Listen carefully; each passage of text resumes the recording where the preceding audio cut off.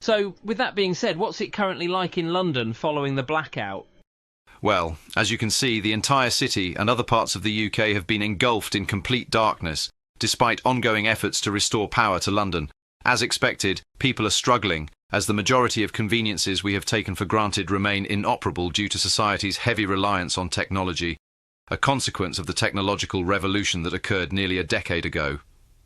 While the technological revolution of the 1990s brought some positives, most civilians agree that they have compromised basic necessities by making them more dependent on new yet unstable tech. Many have raised questions to Tony Blair regarding how the technological revolution has made the country's modern conveniences more unreliable, but the Prime Minister has refused to comment on these concerns. The reliance on newer technology has also resulted in the failure of critical medical devices, leading to several incidents involving loss of life in hospitals. Modern hospital equipment, which has replaced traditional medical practices like auto-wrapping bandages, not to mention robotic surgeons over regular humans, has left those in desperate need unable to receive care due to the blackout.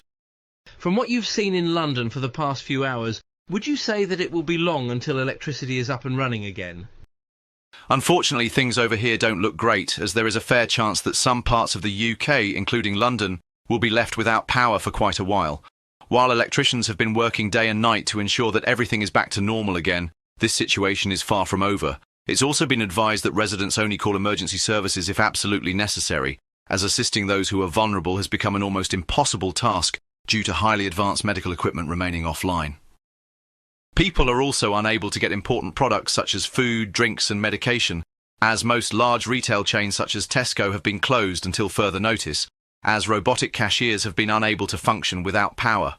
What was supposed to improve our lives 10 years ago has backfired on us and instead created further complications and a grim future for British society. While what you said is true, it's worth noting the Labour Party intended the technical revolution to make the United Kingdom a superpower, as well as a slow transition into a more advanced nation. Would you say that this plan backfired given recent events? Yes, absolutely. While the technological revolution is only giving its consequences to our society just now, it's also worth mentioning the psychological impact it has had on us human beings. What would you say these impacts on us human beings are? For starters, we have felt lost and have been left with no purpose, as well as it being difficult to find certain careers that have not been overtaken by artificial intelligence or robotics.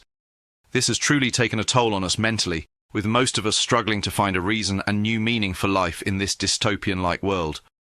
In some ways, humanity is self-destructive and will invent new products or technologies in hope of evolving the way we live, but instead it is slowly leading to our demise.